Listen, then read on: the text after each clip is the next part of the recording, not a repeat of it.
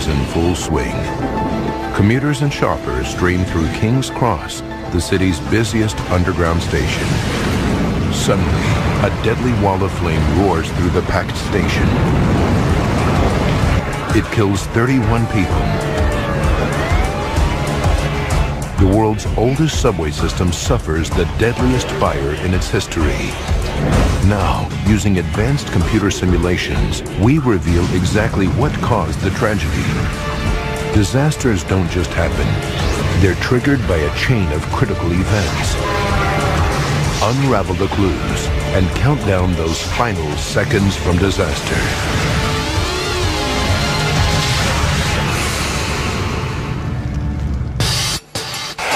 Europe, England, London.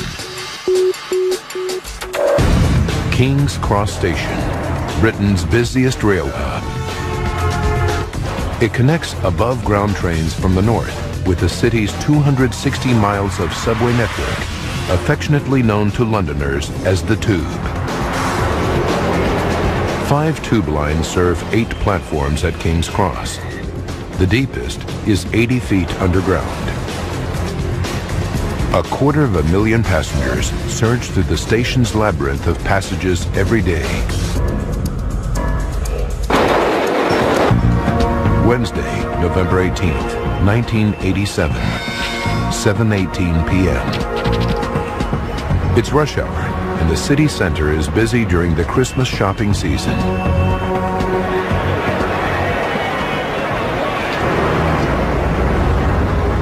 For one man, the buzz and bustle of London is a new experience. Damon Brodie left his home in Scotland just 5 days ago to start a new computer programming job and a new life in the big city. I always wanted to live in London. I mean, for somebody at 20 years old, it was a dream come true. Brodie is eager to soak up London's sights. Tonight, he's off to see the famous Christmas lights on Regent Street, a trip that will take him on the Tube. But Londoners know that Christmas in the capital isn't all peace and goodwill.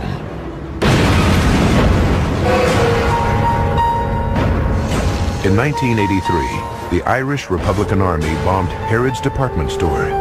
The blast, 8 days before Christmas, killed 6 people. Now, intelligence experts fear that the IRA may once again target London. But nobody knows where the terrorists might strike.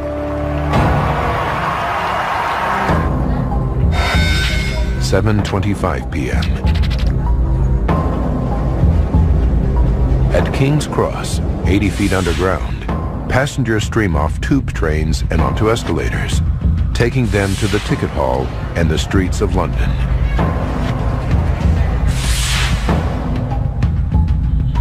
On the Piccadilly line escalator, several commuters spot a man in a blue boiler suit descending into a nearby manhole. Workmen are a familiar sight on the wooden escalators of the dilapidated tube system. 2 minutes later, electronics engineer Philip Squire joins the escalator going up. He heads toward the street, obeying tube etiquette by standing on the right. As I was standing there, I was just looking around as you do, and I happened to look down. He sees something strange. A light beneath the wooden steps. I could see this very bright glow, very intense. When he reaches the top, he finds a London underground worker, and they look halfway down the escalator to where Squire saw the glow. But there's no sign of it. I felt a bit silly because you couldn't see anything. So to be honest, I felt stupid. Philip Squire goes on his way, embarrassed to have caused concern.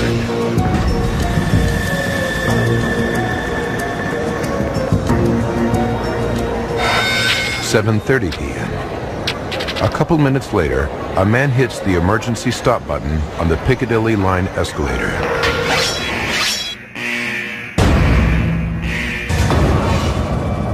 A British transport policeman on routine patrol investigates. He sees a small flame on one of the wooden steps. It's not a huge surprise. Fires are a fact of life on the aging infrastructure of the tube. There have been over 400 in the previous 3 decades. The policeman heads back to the ticket hall to call the London Fire Department on his radio.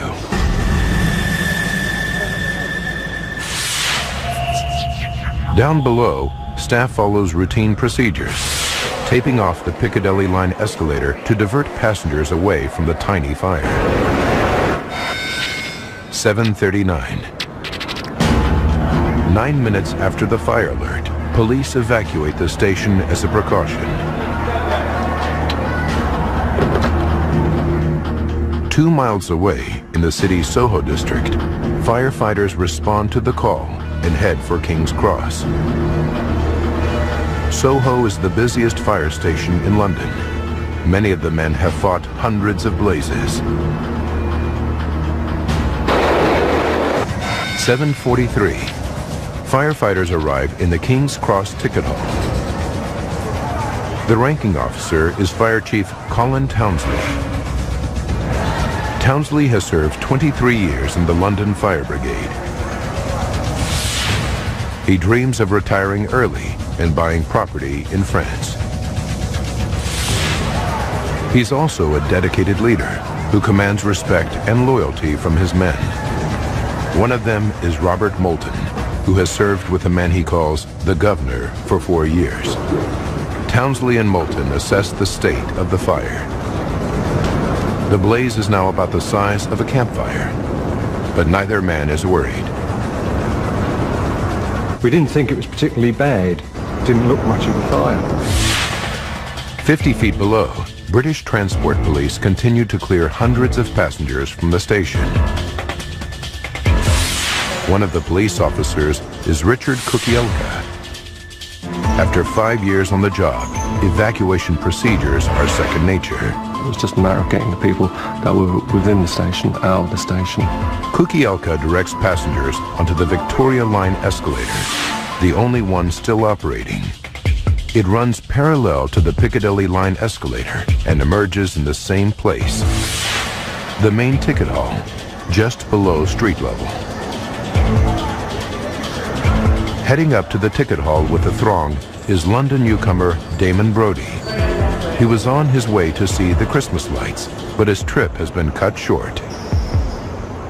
Well, there was no panic, there was no rushing, there was no rush, it was just normal. 7:44 p.m.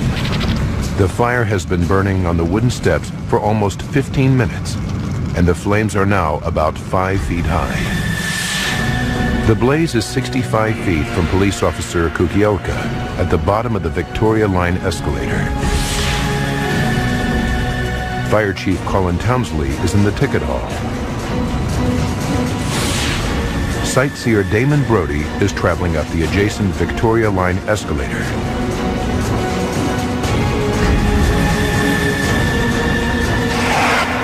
Brodie reaches the top of the escalator and steps into the ticket hall.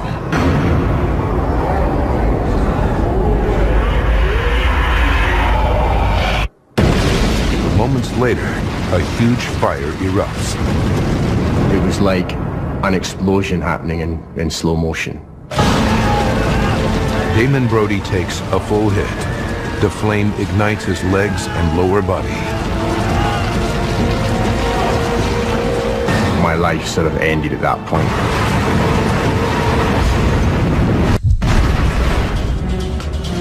In London's King's Cross station, a small blaze erupts into a ferocious inferno, spewing fire like a flamethrower and engulfing dozens of commuters.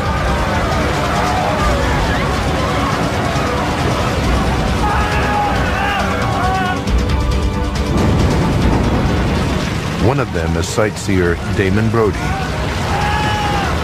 I knew that particularly the back of me was on fire quite badly and around my legs area. Thick black smoke pours out of the station exits into the street above. Firefighter Robert Moulton gets a hose ready to deal with what was, just minutes before, a tiny escalator fire. There was a terrific roar. I heard this horrible scream that seemed to go on for ages. The ticket hall was just full of people. Among them, his boss, Fire Chief Colin Townsley. News crews capture this scene as Moulton and his fellow firefighters grab oxygen sets and descend into the burning ticket hall to search for survivors. Our only thought was just to try and fight our way down there, get to the fire and see if we could drag anyone out. Caught in the inferno, Damon Brody rolls over and over, trying to put out the flames. Eventually, he succeeds. He's badly burned, and now he faces a new danger, dense, choking smoke. It was absolutely red hot, and I could feel it burning my throat and lungs.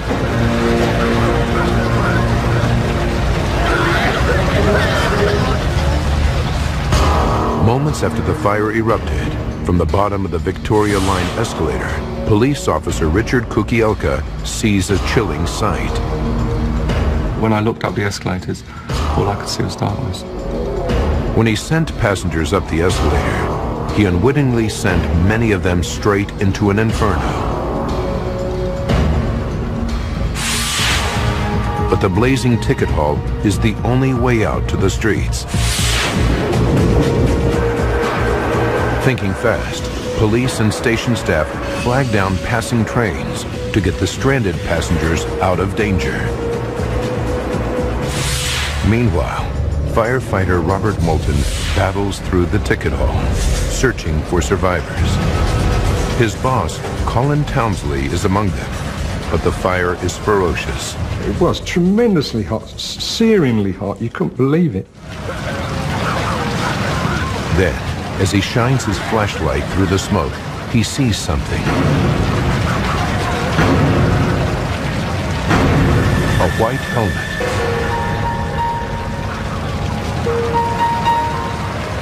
White helmets are only worn by fire chiefs. Put my face mask right up against the helmet and shone me torch on it, and I could see it was white, and I just knew it was Colin. Townsley's not moving, and even if he is alive, Moulton knows his boss's lungs will be full of toxic smoke. He rushes to get him into open air. Deep underground, police officer Kukielka thinks he's gotten everyone out, but then he hears a shout. A colleague has found a passenger slumped at the bottom of the escalators. His hair was burnt, and his head was burnt, and his hands were badly burnt. He was in a lot of pain. He was screaming and shouting, and he was in a lot of pain. The man needs urgent medical attention, but he's too badly burned to evacuate by train. Kukielka fears they're trapped. Then he remembers that there is another way out. They drag the man to some iron gates leading to the exit. But when they reach them, they discover that someone has locked them. Open the gate! Hello! The only decision we could make then was to actually try and kick the iron gates down. Hello? Kukielka yanks frantically on the gates, but they won't budge. And he can't radio for help because his walkie-talkie doesn't work underground.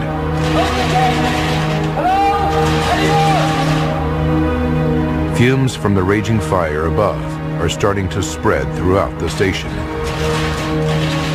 Our eyes were hurting and our chests were hurting and we couldn't breathe properly. Up in the blazing ticket hall, Moulton is dragging Chief Townsley out of the inferno. And just yards away, sightseer Damon Brody is fighting for his life.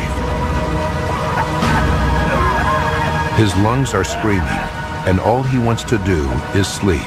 I thought, no, I'll just go to sleep now, and hopefully when I wake up, everything will be over.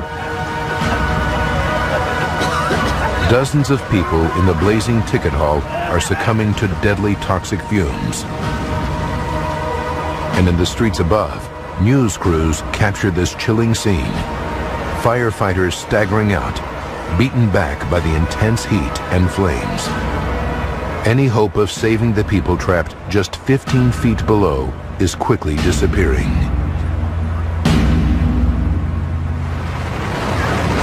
To seconds from disaster. 7:52 p.m. Just 7 minutes ago, a fire engulfed London's King's Cross station, trapping commuters below ground. In the streets above the station, it's complete chaos. Firefighter Robert Moulton gives his boss, Colin Townsley, mouth-to-mouth resuscitation to get oxygen into his lungs. The very first time I blew breath into him, he sort of coughed. So I said, "This looks good," and we, really set to it. Encouraged by the signs of life, Moulton doubles his efforts. Then paramedics rush his boss to the hospital. 50 feet underground, in one of the station's many passages, policeman Richard Kukielka is trying to get an injured passenger to safety before the fire reaches underground. But he's trapped behind a locked gate, and the gate won't budge. Then, a maintenance man appears on the other side, who has no clue that an inferno is raging above. But now he proves a lifesaver. He has a key to the exit. 32 minutes after the fire erupts, Kukielka rushes the wounded man out of the station to safety.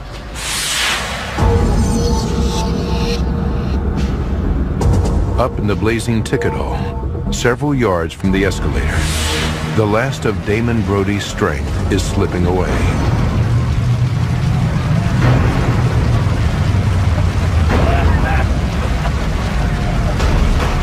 Then, the 20-year-old is gripped by a sense of injustice. I don't think this is right. I don't mind dying again in a week. I don't mind it happening in any other way, but I just don't want it to be here and now. Summoning his last ounce of strength, he crawls blindly through the smoke, searching for some way out. The ground is fiercely hot, making it an agonizing crawl.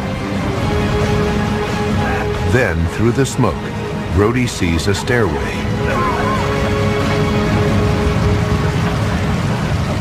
He struggles upward, inch by inch. Suddenly, a hand is reaching toward him.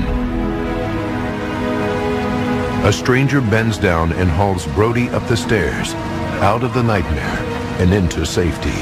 When I got up to the top of the stairs, it was amazing. At King's Cross, firefighters have controlled the blaze enough to venture below.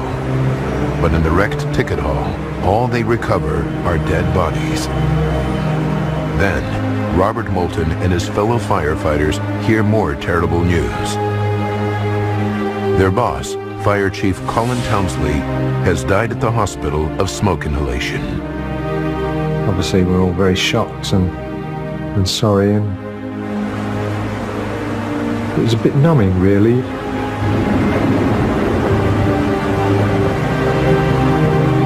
At 1:46 the next morning, the fire is finally contained.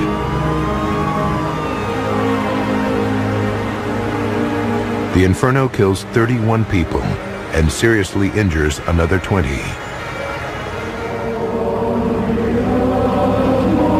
The tragedy horrifies the nation.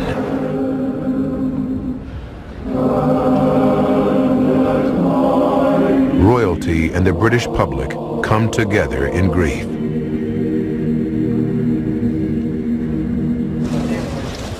British Prime Minister Margaret Thatcher visits the site and is shocked by the devastation.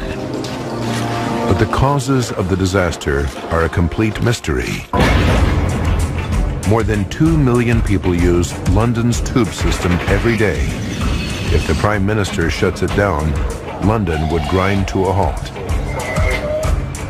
Thatcher sets up an inquiry to find answers. What triggered the blaze? And what transformed a minor fire into a deadly inferno in seconds?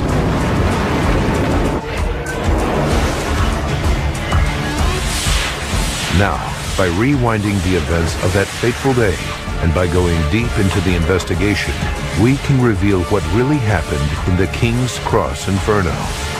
Advanced computer simulation will take us where no camera can, into the heart of the disaster zone. The government appoints an investigation team of 21 experts from 5 different agencies. Engineer David Shillito is one of the lead investigators. Shillito has been an expert in major fire disasters for more than 30 years. In the burned-out shell of King's Cross, Shillito looks for clues to the spread of the fire. The burning patterns were fundamentally important. It was the shapes of the burning on the escalator, the way the smoke had blackened the underground structures. It was a sudden bursting forth of a major fire. Within hours, police officers track down anyone who might have witnessed the blaze. They interview hundreds of people. Several describe how a jet of flame shot up the escalator and into the ticket hall like a flamethrower. The sheer explosive force of the inferno suggests a disturbing possibility. A terrorist attack. The IRA has bombed Londoners before. Is this the start of a new chapter in its terror campaign, targeting travelers on London's tube? The investigation team calls in David Halliday, a forensic scientist who specializes in suspicious blazes. In the sealed-off station, technicians examine the wreckage of the burned-out escalator for clues. Halfway down, they find the classic pattern of scorching that indicates the fire's origin point. It's underneath the escalator, close to the running track.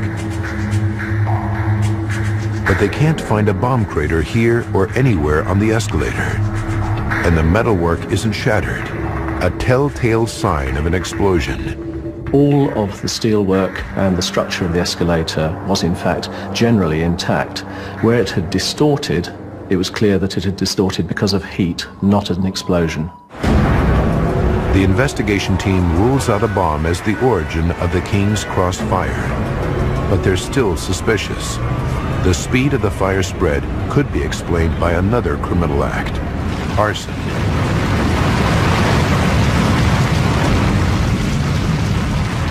A man in a blue boiler suit was spotted by 3 eyewitnesses. Could he be an arsonist, a former tube worker with a grudge? Now, Halliday is on the hunt for traces of an accelerant like gasoline, the calling card of an arsonist.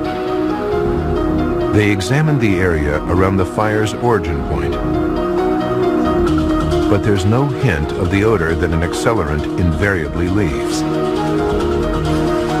And Halliday can see that the fire started in an inaccessible spot. It would be quite difficult to apply a flame while the escalator wheels were moving past the trackway. The man in the blue boiler suit remains an unsolved mystery. It's clearly a case of mistaken identity. 2 days after the blaze, the investigation team declares the arson theory a dead end. Investigators still don't know what caused the fire, but today they did rule out the possibility of arson. What no one can fully understand yet is the speed with which a small fire turned into an intense fireball. If this was an accidental fire, it's even harder to explain how it suddenly turned into a freakish jet of flame. And investigators still have to establish how it started. With nothing else to go on, they probe the unburned area under the escalator for clues. Here they make a disturbing find. The wooden skirting boards all along the 137-foot escalator are pocked with scorch marks. And not just one or two, 18 of them. I concluded there were actually evidence of old fires on the escalator.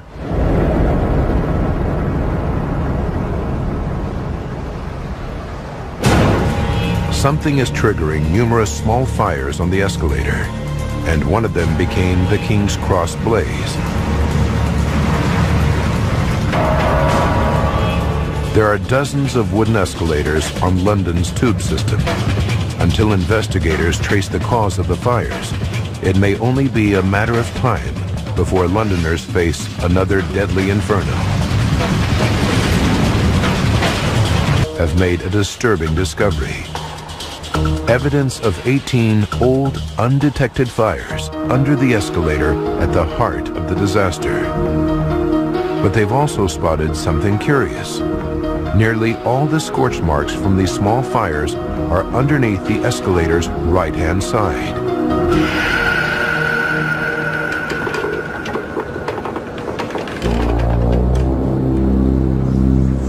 The rule of etiquette on the tube is that passengers walk up the left-hand side of the escalators and stand on the right. One thing that's easier to do while standing is lighting a cigarette. Could smokers' discarded matches be starting accidental fires under the escalator? Smoking's been banned on the tube for more than 2 years. So while it may be to blame in the old fires, can it really be the cause of the recent disaster? David Shillito and the team check with station staff and make a discovery. People were smoking with impunity in the station. The smoking ban was totally ineffective. The ban isn't strictly enforced. The prime suspect for the King's Cross fire is now a careless smoker discarding a lit match. But something made this fire take hold when all the others harmlessly burned out. Forensic scientist David Halliday believes the fire started close to the escalator's running track. But all its component parts are made of metal. There's nothing to fuel a fire. He examines an undamaged section of track and finds a thick coat of lubricating grease. Grease alone is hard to ignite. But when he examines it more closely, it's filled with discarded tickets, candy wrappers, fluff from clothing, human hair, and rat fur.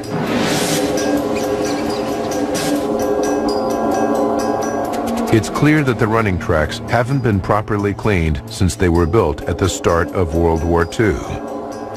Could 4 decades of garbage have created a flammable mixture? Back in the police forensic lab, Halliday tests the grease and garbage mix. He applies a naked flame to replicate the effect of a burning match.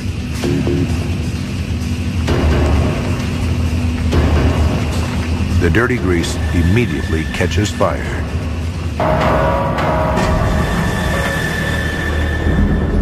It seems that wooden escalators throughout London's tube network are at serious risk of catching fire. But igniting the dirty grease in a lab doesn't prove that a dropped match could start a fire in the real world. The only way to find out for sure is for David Shillito and the investigation team to recreate the chain of events at King's Cross Station. 51 days after the disaster, at 2 in the morning, the team gathers in the gutted Piccadilly line escalator. This is actual footage of their experiment. London firefighters are on hand to contain any blaze. Then, on its undamaged lower half, one of the team drops a lighted match through the half-inch gap between step and sidewall. 3, 2, 1, now. Investigators wait with bated breath. Will the flame ignite the dirt-filled grease? Cut and flap. Incredibly, the very first match dropped ignites the grease and debris mix. The first time we dropped a match, it actually started a fire. The very first match. Travelling up on the track. After only a couple of minutes, investigators can see the tiny glow through the gaps between the steps. About a metre of flame. In just under 7 minutes, flames start to lick up through the wooden steps. It's coming through on the steps. It's now starting to come through on the steps. Do you want to stop this now? No, not yet. The experiment is working. But Shillito and the team face a dangerous dilemma. They need to see how the fire behaves, but there's a risk the fire might suddenly roar out of control, just like it did in the disaster. Are you getting unhappy about this yet? After losing a colleague to the disaster, the firefighters are all too aware of the risks. We're getting close to the time when we should withdraw.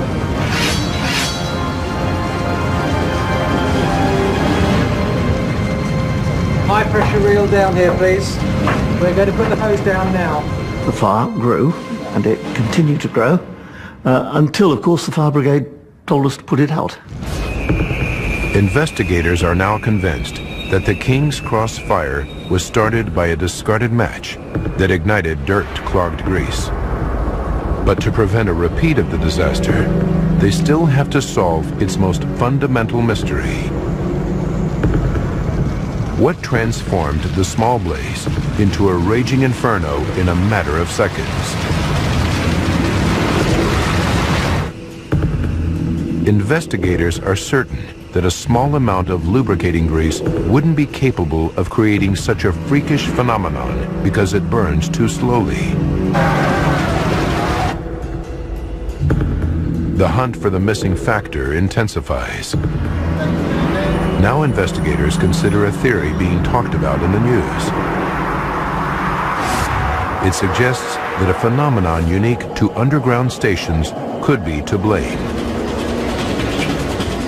When a train enters an underground platform, it pushes a rush of air ahead of it.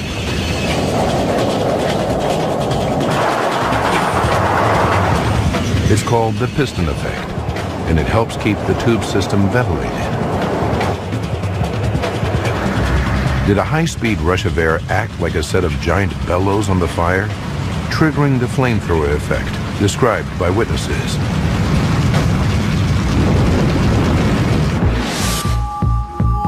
Investigators examine station logs from the day of the disaster. They need to analyze the movements of trains in and out to build a pattern of air movements up the escalator shaft. In the 10 minutes before the inferno, trains departing underground platforms would have pulled fresh air down the escalator shaft, which wouldn't have had any major effect on the fire. But they discover that at 7:42, just 3 minutes before the fire erupts, everything changes. An eastbound Piccadilly line train pulls in. Seconds later, a westbound train also arrives. The combination of two trains arriving almost simultaneously has a dramatic impact on the airflow. It sends a huge blast of air up the escalator, the same direction the fire traveled. To find out if it offers the key to the disaster, investigators have to calculate if the airflow was traveling fast enough to have a significant effect on the fire. They measure the airflow produced by tube trains and calculate that two trains arriving one after the other would make the airflow up the escalator travel at 11 feet per second. That's only 7.3 miles per hour, nowhere near fast enough to trigger the jet of flame. A month of investigating, and David Shillito and his team still can't explain how a small escalator fire mutated into a rampaging killer. They've ruled out terrorism, arson, and the effects of airflow. An exhaustive search of the escalator shaft reveals nothing that might have acted as a superfuel on the blaze. The investigators are in desperate need of help.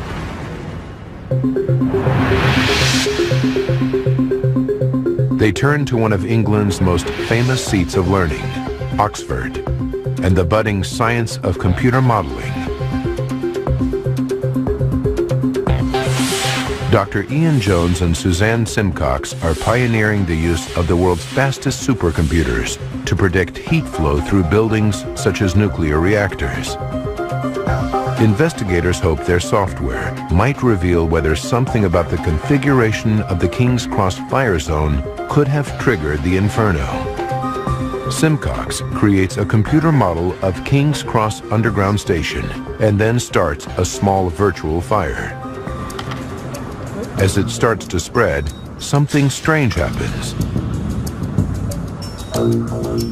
The fire lies down and clings to the surface of the escalator, instead of burning straight up towards the ceiling. It's so bizarre that Simcox fears she's made a mistake. When we first showed some people, they did ask if I'd got gravity up the right way, which is possible in a computer model. You set which direction gravity's in. We went and checked again and found that we had got gravity the right way up. There was no mistake. The fire continues to lie low on the escalator steps. Then, within 30 seconds, it surges up the escalator at high speed. Just like the jet of fire eyewitnesses saw at King's Cross. But for the scientists, it doesn't add up. It's an impossible fire. All they can tell investigators is that it appears something about the physical configuration of the escalator drove the fire's behavior.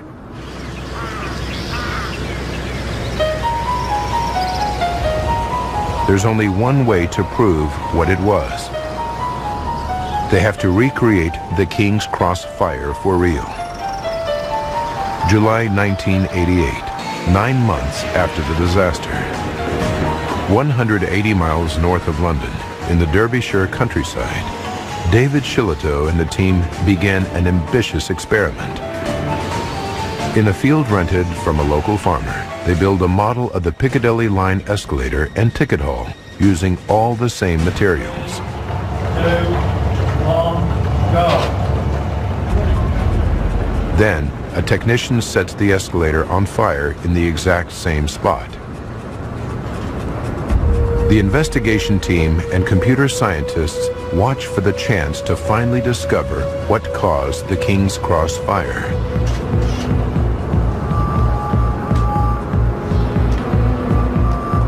"6 minutes in, and the blaze is behaving like a normal wood fire. Its flames are standing straight up. At this rate, it could take up to an hour for the test fire to reach the ticket hall. As the seconds tick by, it's beginning to look as though the computer model got it wrong. Investigators are once again staring defeat in the face. If the experiment proves a dead end, the mystery of the King's Cross Inferno may remain unsolved forever. Investigators trying to uncover the cause of London's King's Cross fire have built a wooden escalator and set it on fire. But the experiment isn't going well. The flames are standing upright and show no signs of turning into a killer inferno. Another dead end for investigators. Then, just minutes later, the fire changes dramatically. Rather than going straight up, the flames suddenly change direction. Now they lie down and start to cling to the wooden steps of the escalator, just like they did in the computer model. Temperature sensors reveal that the wooden steps directly above the fire are now incredibly hot. Within 20 seconds, investigators record temperatures of 1,500 degrees Fahrenheit.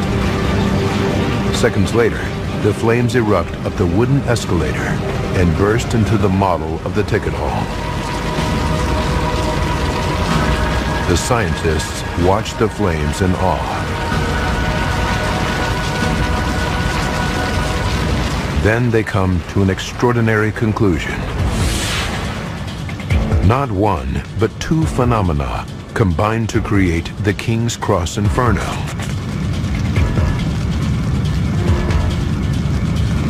The 30-degree incline of the escalator makes the flames lie down on the steps.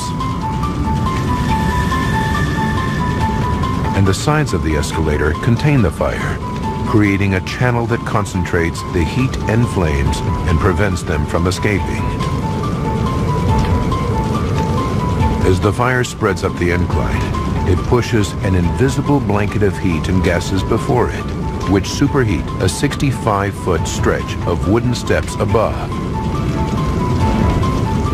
Seconds later, the superheated steps reach a critical temperature, around 1,000 degrees Fahrenheit, and ignite. This creates the devastating jet of flame that surges up the escalator shaft. It's a phenomenon scientists have never witnessed before. The team names their discovery the trench effect.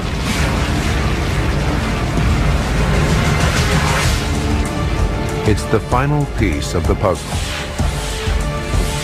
Investigators now know the exact chain of events that triggered the King's Cross fire. What originally started the fire, what fueled its growth, and what triggered the giant jet of flame that engulfed the ticket hall and left 31 people seconds from disaster.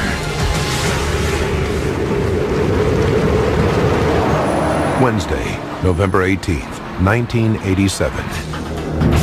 Toward the end of rush hour, a passenger riding up the Piccadilly line escalator drops a lit match. By chance, the match falls through a gap in the wooden steps and lands on the trash-clogged grease of the escalator running track. 7:29 p.m. 16 minutes to catastrophe. As the fire takes hold beneath the escalator, commuter Philip Squire sees the glow. He tells a ticket collector, but when they look from the top, the 30-degree angle hides it from view. 2 minutes to disaster. Firefighters arrive and assess the fire. It should be easy to contain. But what they can't see is that the trench effect is causing gases from the fire to superheat the wooden steps. 20 seconds to go. As passengers step into the ticket hall, the superheated stretch of escalator spontaneously ignites.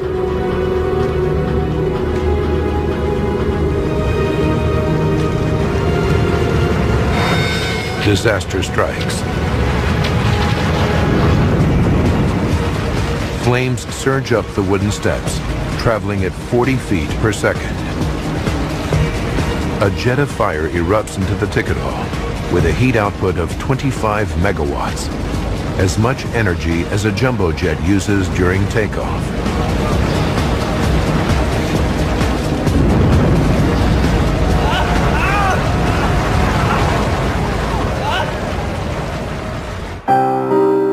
"31 people caught in the ticket hall inferno die from burns and inhalation of toxic smoke."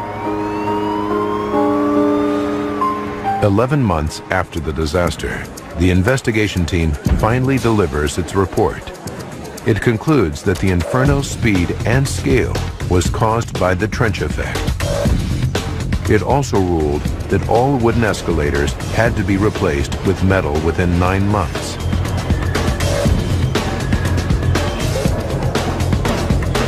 London Underground started rigorously enforcing the smoking ban after the fire. It also trained its staff in the safest and quickest escape routes. Thanks to pioneering experimental work, fire teams around the world are now aware of the hazard posed by blazes on sloping surfaces.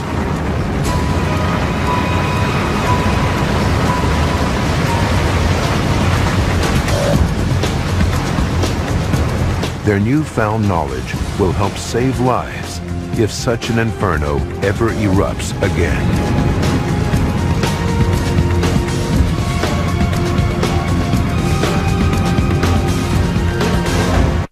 Do not attempt these